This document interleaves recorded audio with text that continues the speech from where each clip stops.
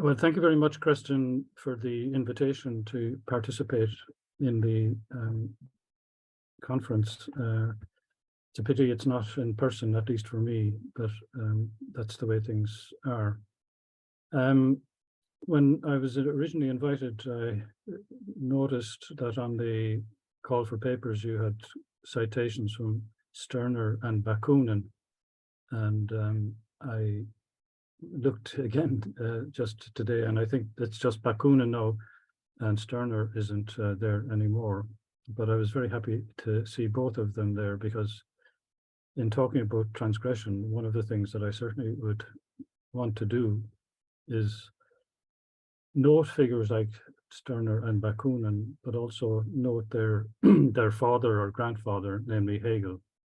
I had originally a title, Transgressive Thought, For and Against, and I intended it in perhaps a somewhat ironical sense. Normally, we think of transgression as something against, and how can transgression be for? So there is a certain doubleness or equivocal character, perhaps, or also ironically intended in the title. But perhaps that's also part of the equivocal nature of transgression itself. It seems at one level to be against, going against, and yet the deeper question is against in the name of what? So there's a certain pro and contra involved in the notion of transgression. And I'd like to say a little bit more about that just in a little while. I changed my subtitle to Transgressive Thought and the Counterfeits of Creativity, partly because pro and con is rather prosaic, but my sense is that the notion of creativity or originality is very much bound up with our understanding of transgression in recent centuries. But I'll try to indicate also today that there's a certain equivocal character to our stress upon originality. And we all may be in love with rhetorics of creativity, but the question is really whether our adventures of trying to be creative produce instances of genuine newness, or whether they counterfeit creativity, produce, as again I'd perhaps say a little bit more about in a while, counterfeit doubles of creative acts, and whether that whole question of originality has to be looked at again in a different light.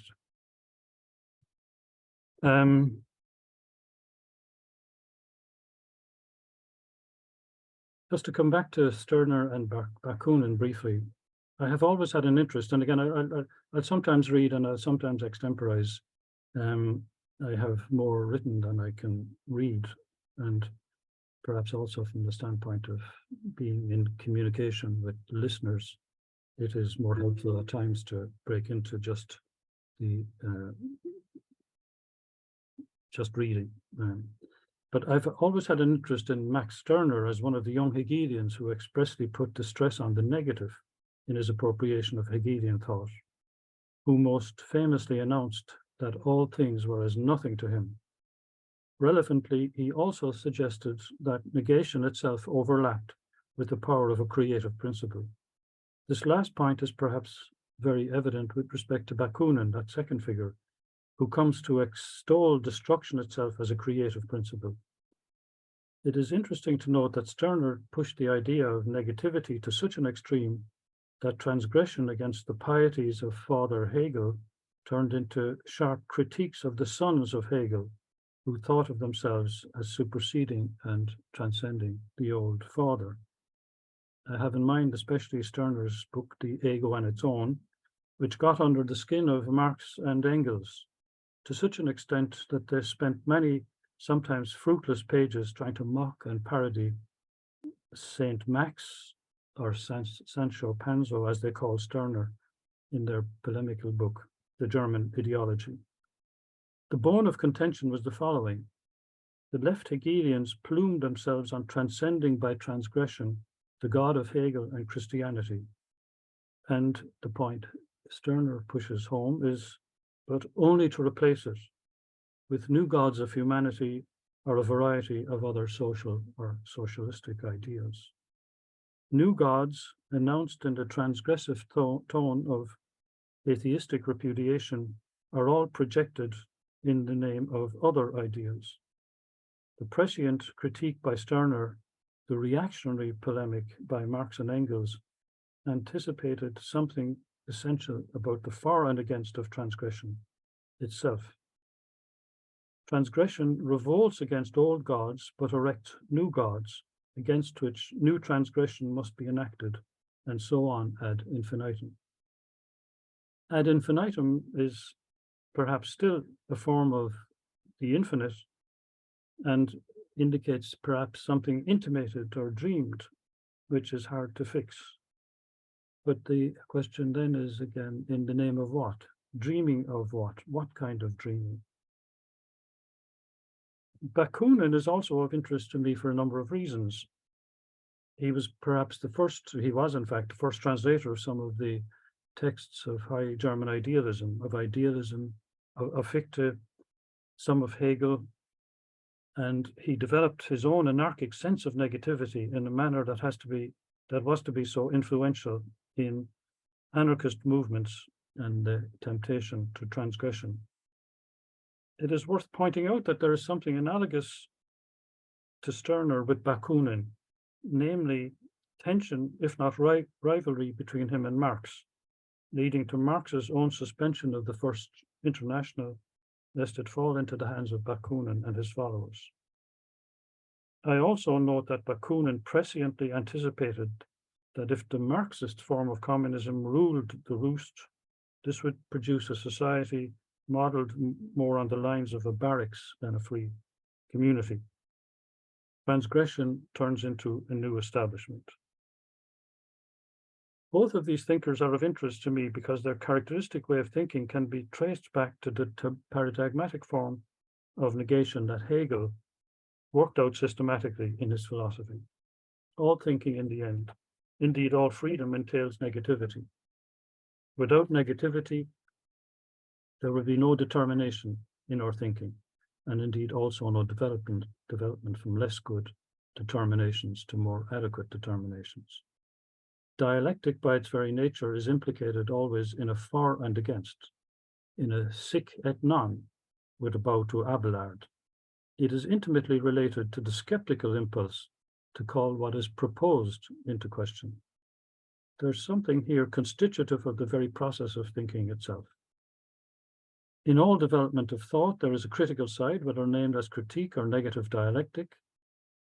We see the exhilaration of the child in its first freedom to say no against its parents, for instance, and no that itself is an emergent freedom experienced in its first flush as exhilarating. Saying no is an elemental self-affirmation. But is this affirmation only a self-affirmation, or is negation subtended or exceeded by an affirmation other than its own?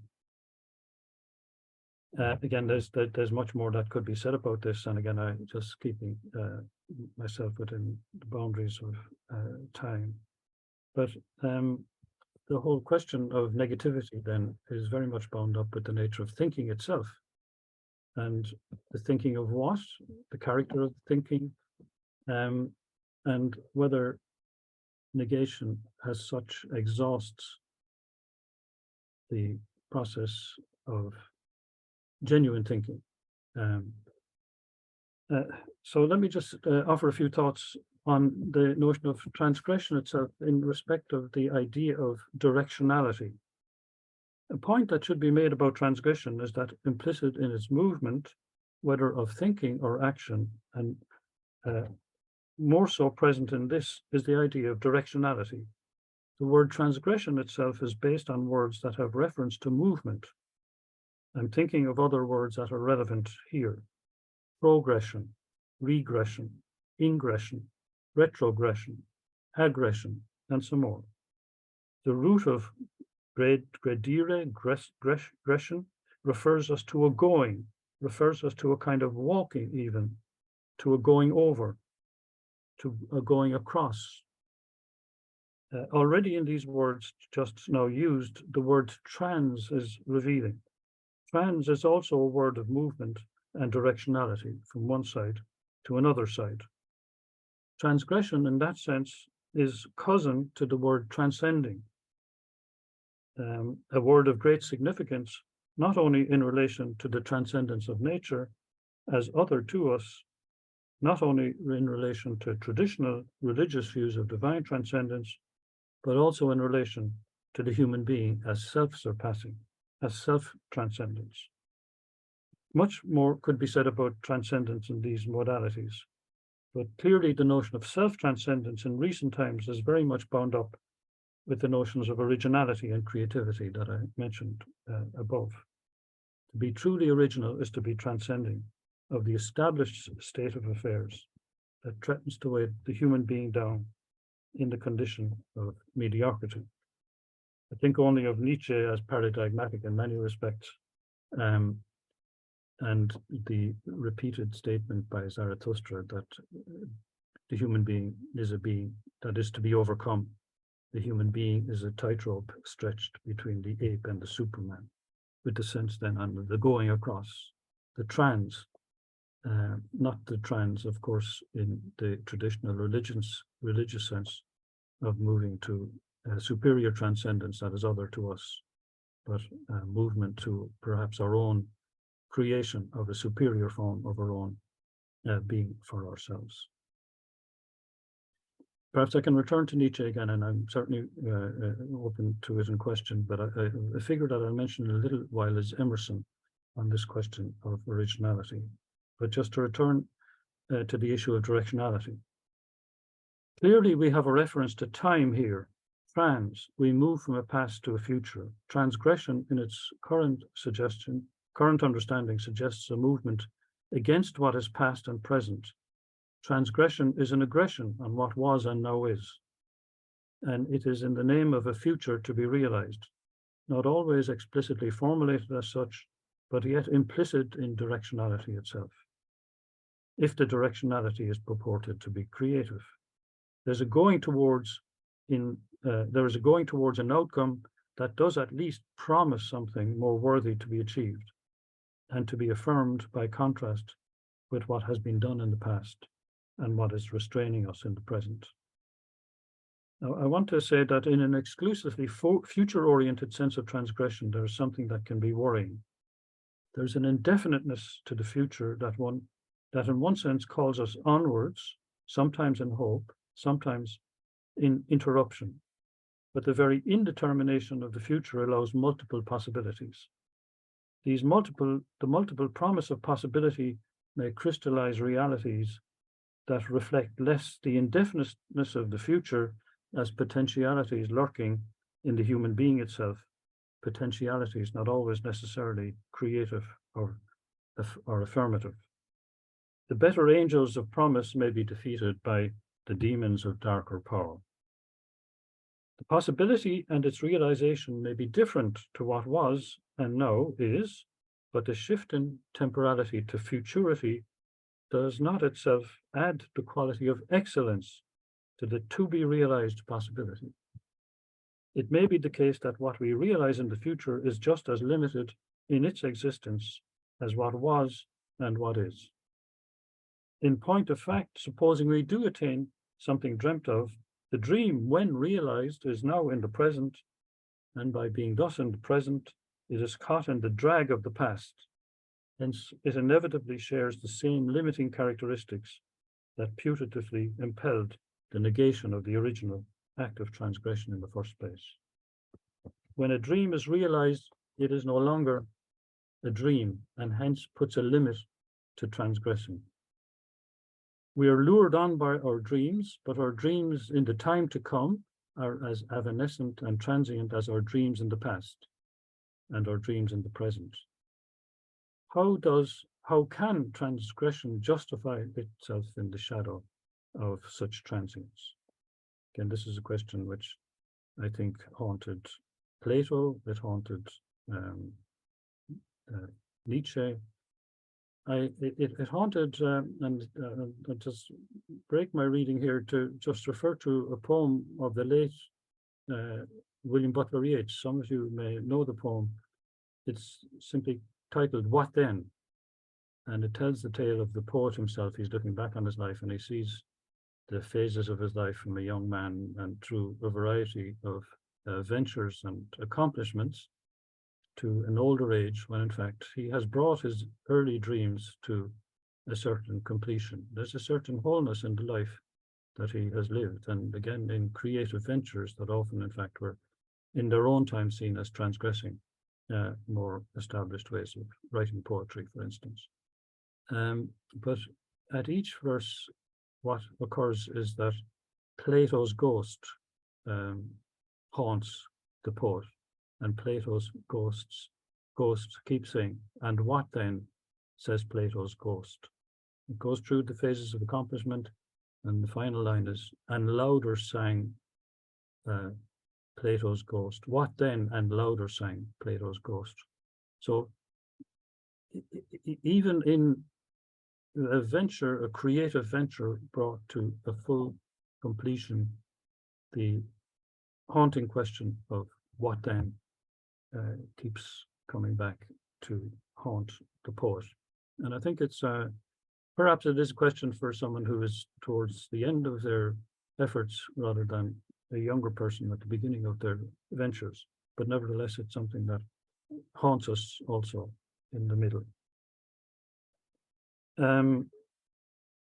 I just mentioned that here, in any case, to indicate that the notion of transgression has many different dimensions, not just in relation to thinking understood as some theoretical venture, but also clearly in relation to practical projects undertaken, whether they're ethical or political, and also, of course, in relation to ventures of creative work, understood whether in a poetic sense or in a broader artistic and aesthetic sense.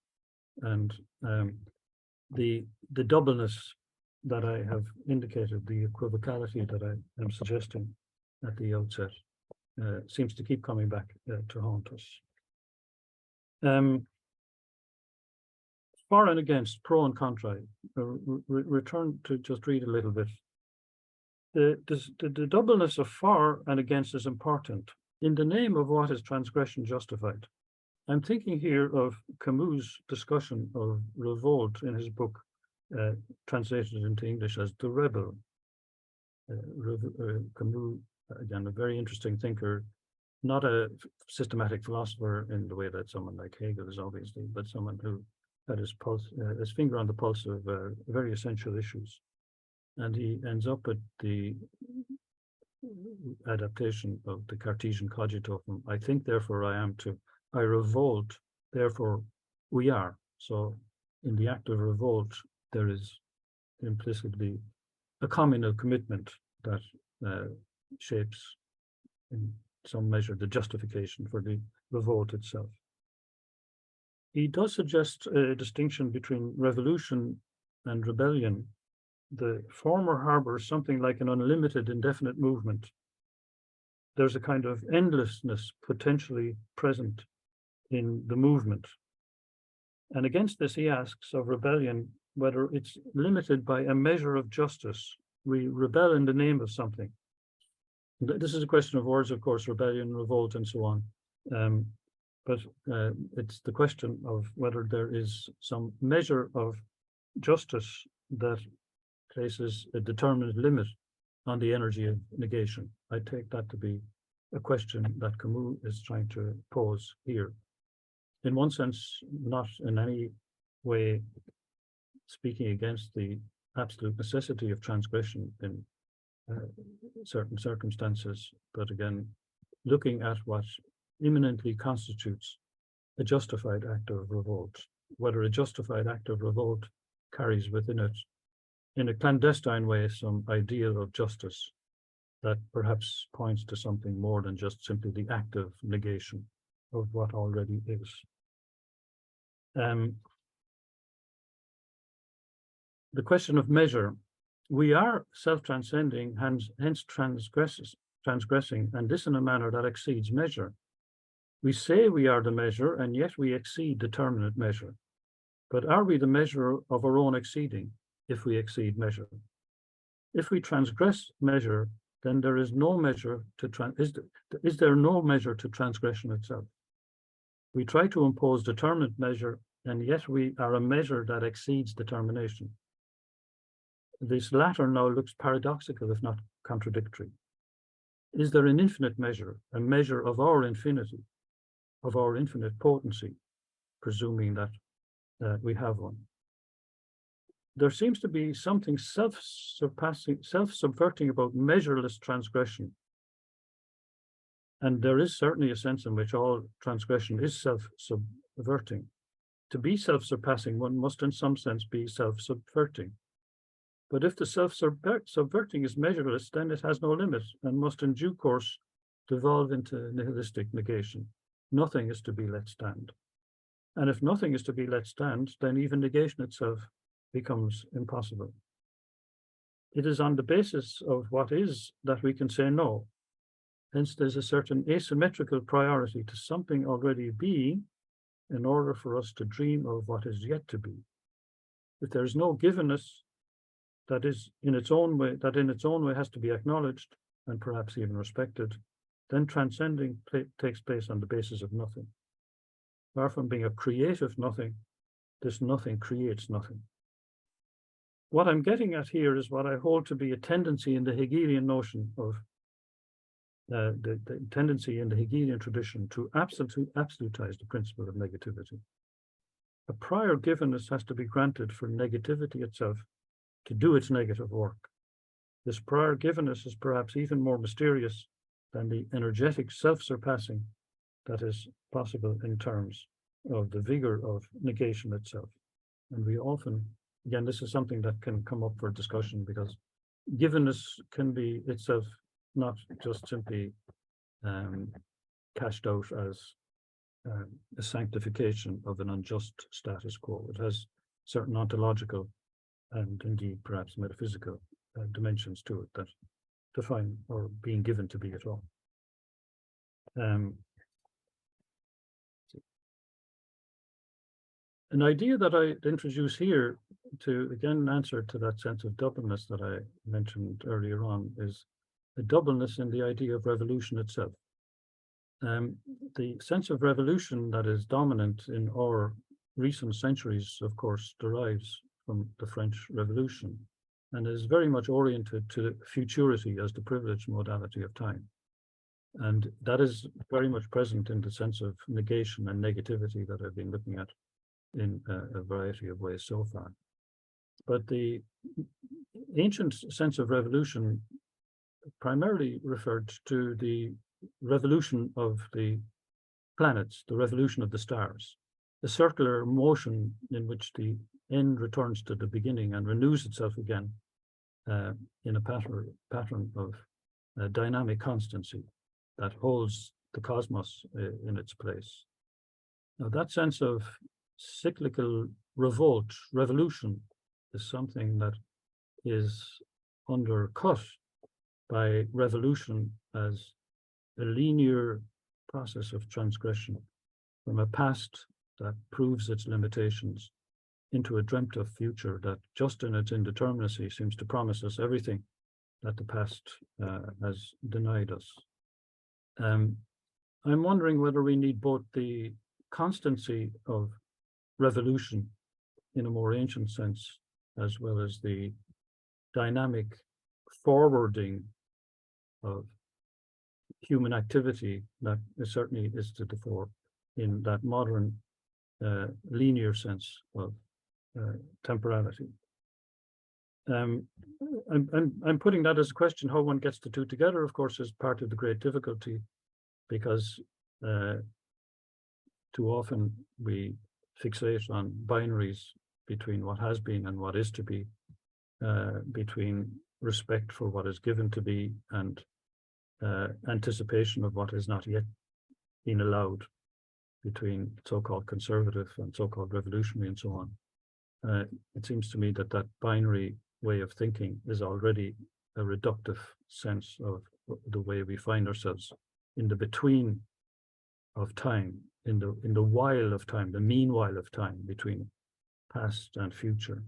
And there's an entire rethinking, it seems to me, that needs to be done in relation to the privileging of futurity that has dominated the modern epoch so powerfully.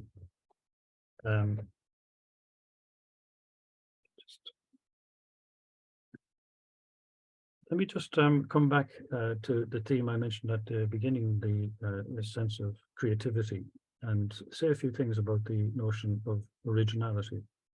And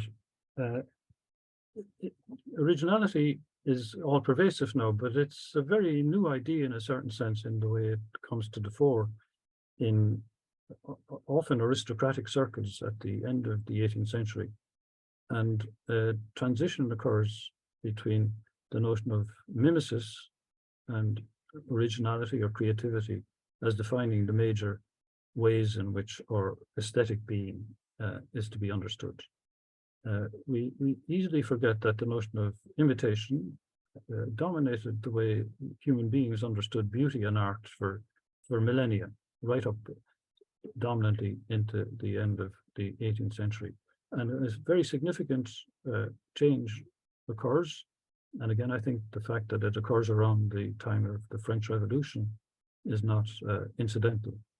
And a relation to being as other to us, as well as a relation to temporality, both in its pastness, its presentness, and its future to be. All of these are at stake there. I'll just say something about mimesis. Mimesis always entails some relation to another. It has built into it some metaphysics of image and original. And the difference between the image and original is constitutive. If you do away with the difference, then an image doesn't imitate an original. It becomes, or it perhaps claims to become for itself, an image or an original for itself. So this sense of difference between the image and the original can be looked at diversely. It can be seen, as it sometimes was within the Platonic tradition, that the image somehow was removed from truth as original, and hence was looked at in a negative sense. Or the image could be looked at, the mimetic image could be looked as revealing actually the original, making it available in another medium that was not the original medium. That is to say, there's a betweening relation between image and original, which can be turned in the direction of something more creative, as in the direction of something that seems to lack. We identify imitation now with lack of creativity, but there's much more to be said on that particular score than, again, I have time to go into here. But I'll just note that in the culture in which a sense of transgression is bound up with the sense of creativity, imitation tends to be depreciated as something that a creative person overcomes. And I cite here Emerson, Ralph Waldo Emerson. He very famously says, imitation is suicide. And I think that this embodies many of the issues that are at stake in the transition from mimetics to originality. Just a word. Imitation is always, as I said, imitation of another. Without the other, the imitation is nothing. And being nothing is not being oneself. To commit oneself thus to being nothing in imitation is to kill oneself. This is a gloss on the Emersonian claim. Suicide, a crime against oneself, a crime against a life that in fact makes a claim for itself, a claim that is not derived from something other than itself, a claim that has to be lived and that potentially can become the singular mark of a whole life. One can see how this train of thought can lead to a sense of elevation in the worth and dignity of the human being. We are something for ourselves. We are not to be derived from something other than ourselves. The difference of the image and original turns over in a direction other to what previously was thought to govern mimetic derivation. Mimetic derivation does not seem to do adequate justice to the fact that something about our lives is derived from ourselves and not from something that is other than ourselves. So I don't want to deny that there's a certain truth to this, in the sense that there is a singularity to being a human being that is given to be for itself. The issue is rather, for me at least, whether our being for ourselves itself comes to be from a more original being given to be. If there is this more original being given to be, then our giving ourselves to be for ourselves can never be absolutized, can never be closed into a circle of self-determination, whether aesthetic, pedagogic, ethical, or political.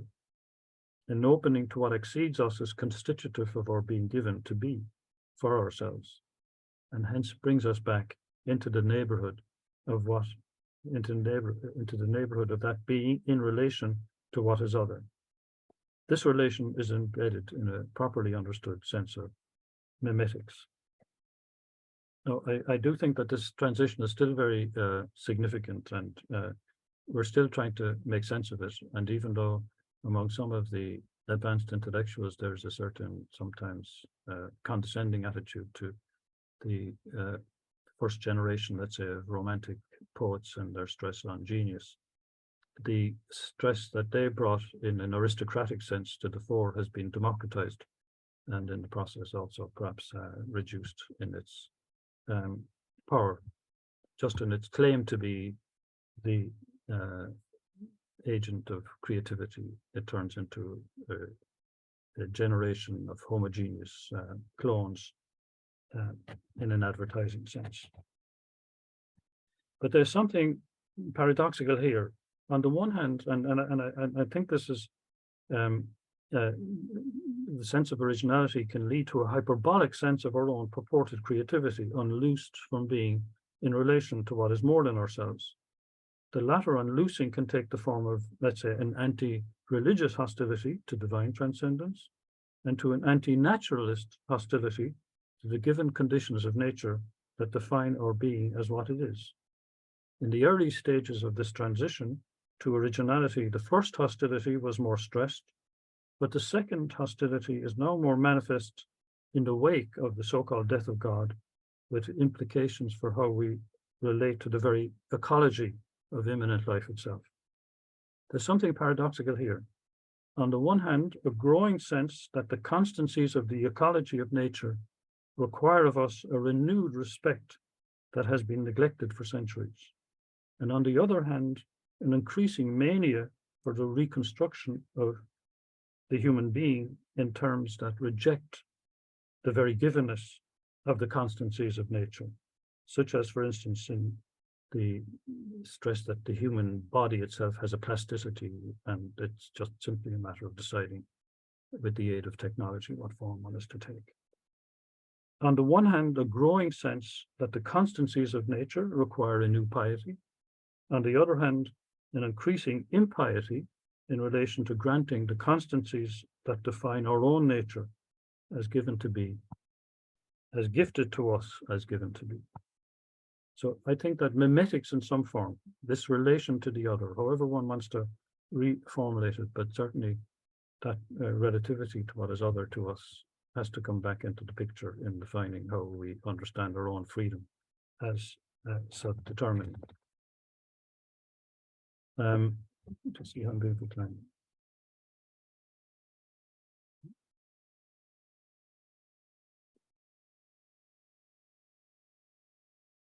Okay,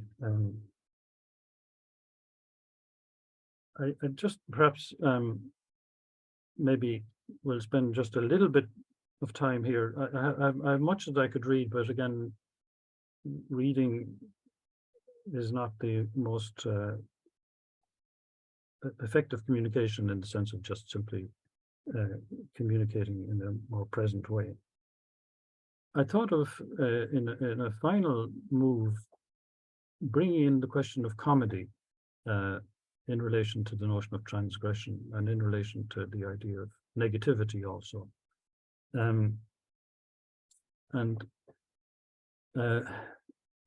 Comedy is very, very interesting precisely because sometimes cut down to size what presents itself with a pretentiousness that can't be sustained. So the pretentiousness that would be above itself is brought low by means of an absurdity that is communicated in the situation itself. It's interesting to think of the notion of comedy in relation to counterfeits. A counterfeit is something that a good counterfeit is almost exactly like the original, but there may be something missing in it that is very hard to detect. But a caricature or a parody, for instance, can sometimes just in a slight shift of perspective bring out something that is taken to be there, but in fact, from the slight shift in angular vision, it reveals itself not to be there. And the pretentious counterfeit is exposed. We use the language of exposing a counterfeit and so on. But what I find interesting about comedy is that it has itself also many moods, and there is a negativity in it. There's undoubtedly the case, and if one looks through the history of reflection on the nature of comedy, there is quite a significant tradition in which it's connected with power by people like Hobbes, for instance, but not only Hobbes, even Aristotle and others, that we somehow show our superior power in reducing to nothing the pretentiousness of the claim of the other or the modality of life of the other. So I want to suggest that that is not untrue, but that again is to put a stress on negativity that is not always itself true to the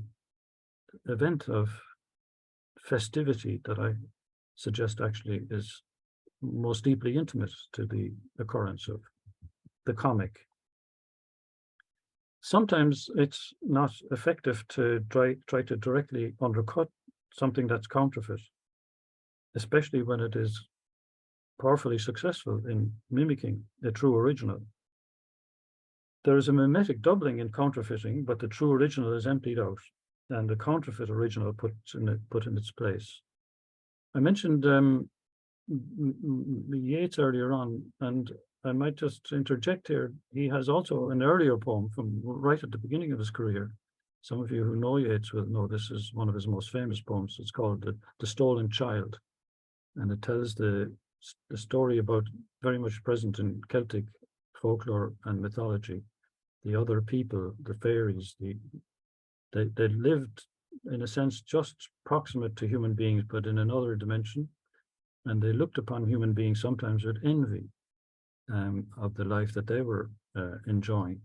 But the idea was something like this, that the other people would sometimes steal a child, but they would put in the place of the child and it's in other cultures also, but it was very present in Celtic folklore, put a changeling in its place. And the interesting thing is that the changeling was exactly the same as the original child, except that something was missing, that there was a certain lack of vitality, presence. Everything was the same and everything was entirely different. And how to tell the difference was, of course, a great issue. And Yeats has this, it's a very touching poem, the Stolen Child, where the world's too full of weeping for you to understand, and the other folk, the fairies, are taking him away into this other world. So it's also a certain mourning about the sorrows of this particular world, but it's also at the end, in the final paragraph, you feel something of the intimate, incarnate sense of being among human beings that is now to be lost by the child that is stolen away. But again, my point is this, that the stolen child can be seen as raising the thought of how we in our lives create counterfeits of what it means to live. And while in one sense everything looks hunky-dory, as we say in slang, something essential is missing. a dimension of life is absent in the very sameness of life that is very hard to distinguish from life as it was normally taken to be. There's a certain kind of counterfeiting, and but again, one of the kind of paradoxes about counterfeiting is again the sometimes almost hard impossibility of telling the difference of the original and the image. Perhaps can give another example which gets the point. I'd like to tell the story of how during the Second World War, the Germans, they counterfeited 20-pound notes, British 20-pound notes, and they dropped them over England. And for quite a while, actually, they were undetected, and they did cause some havoc in the British economy. And eventually they were detected. But I find very interesting, the reason why they were detected was that the counterfeit notes were all more perfect than the British notes themselves. The Germans had managed to make notes that didn't have the flaws of production that were quite common in the British notes. So it's a very paradoxical. The counterfeit is more perfect than the original. But of course, the counterfeit is backed up by nothing.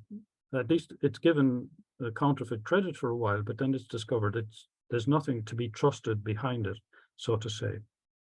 And I take the example as potentially a fable for our own will to perfect, that sometimes we perfect what we take to be imperfect, and the very perfection itself it proves to be more imperfect than the imperfect that we set out to imitate. That can be taken in the direction actually of an affirmation of the creditworthiness of that which has flaws, that which has inevitable by the nature of, let's say, human finiteness, markers of its own limitation built into it. And these are not necessarily, in fact, to be dismissed as unworthy of credit and trustworthiness. It could be applied actually to the development of German philosophy. I think of Hegel actually as a kind of counterfeiter in that sense, that he set out in his rational philosophy to perfect Christianity by, again, refiguring it in such a way that something essential, at least in my interpretation of it, gets hollowed out. It looks the same, but it's in the end not the same. And that's a big question that I've written a book about, so I won't go on about it anymore. But comedy, again, just to return to the comedy, I think comedy has a certain salutary, perhaps even profane redemptive possibility or promise built into it. And so just a few words on that. One is struck by the violence of much humor, like the pie in the face of slapstick comedy. Were one to grant the violence as violence, one would cringe in excruciating sympathy for the tortured person. I think of Malvolio, for instance, in Shakespeare, or on a more demotic level, those two unimpressive clownish villains in Home Alone. I'm telling my age now, but if you have either children or grandchildren, you'd still find yourself watching Home Alone at Christmas. But the violence that is visited upon those clown burglars is excruciating. Or in an image, again, I take an image from another Irish writer, Jonathan Swift.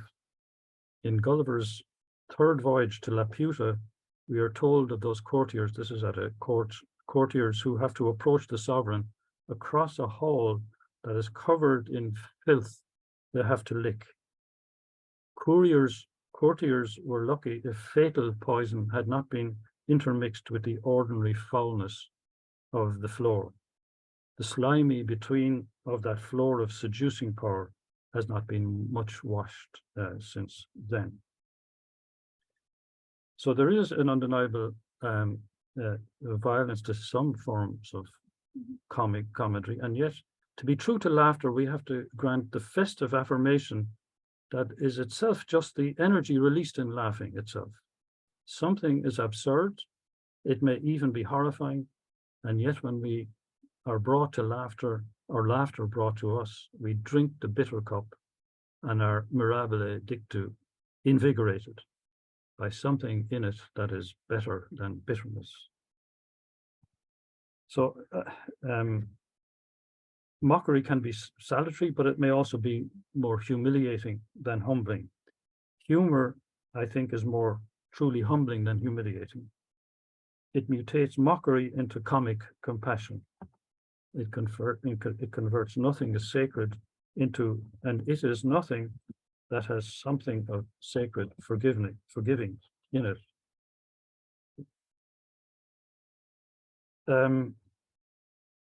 So it does bring one to the question of the cutting character of comedy. Like other edges, laughter can be cutting. Like the crinoline of critique, there's a negativity which recalls also the negativity we find in the skeptical side of all thinking. The negativity cannot be absolutized. There must be something to cut. Cutting nothing is not cutting. Negativity absolutized is negativity self-subverting. Its negation is true when it is in the name of something itself, not simply negative. Were this not true, one would have debunking untrammeled from any worth in whose name the debunking might be justifiably undertaken or pursued. This is a variation of the point that I think Camus was trying to make. Why debunk if there is not some secret sense of worth violated, something that should be there and revered, but which is desecrated in the form that sets itself up as the true form of the worthy? We ask again the question, in the name of what? We are often unable to answer with certainty or precision, but this is not an objection to the point. The truer worth may lie at a level requiring finesse, such that we do not have to state explicitly the point. We cannot tell explicitly often, but we know, and yet we can show what we know, even if we cannot spell it out with univocal precision. Laughter shows itself in the flesh itself. Laughter is the body of what we know, even though we do not know it. It puts its roots deeply into the porosity of our being. We are overcome by laughter. It is in league, in a clandestine way, with the passio essendi of our being. Our being incarnate it is itself a living logos, the transgression of which, and not imitation, risks suicide.